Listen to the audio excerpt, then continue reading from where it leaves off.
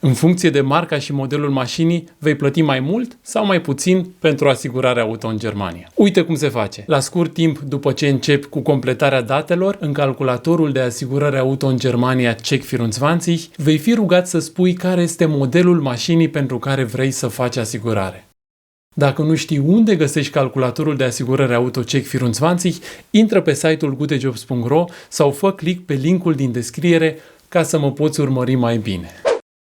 Pentru asta ai la dispoziție două variante. Varianta 1, dacă ai deja certificatul de matriculare, poți alege căsuța din stânga, Fahrzeugschein. Fahrzeugschein înseamnă certificat de matriculare.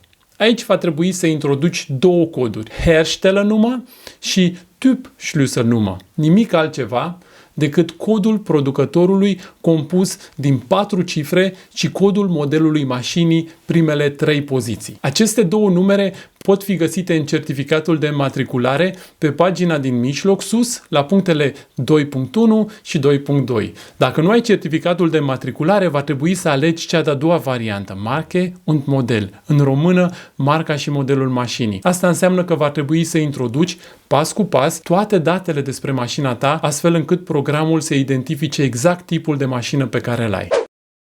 Dacă vrei să completezi în calculatorul de asigurări Check24 pentru a compara între sute de oferte de asigurare auto în Germania și nu știi exact cum, te ajut eu. Timp de mai multe săptămâni am tradus în română și am explicat întreg calculatorul de asigurare auto al Check24. Am strâns toate informațiile într-un ghid pe care l-am numit Ghidul complet pentru asigurare auto în Germania. Poți descărca și tu ghidul 100% gratuit de pe site-ul goodejobs.ro. Găsești linkul în descrierea acestui video.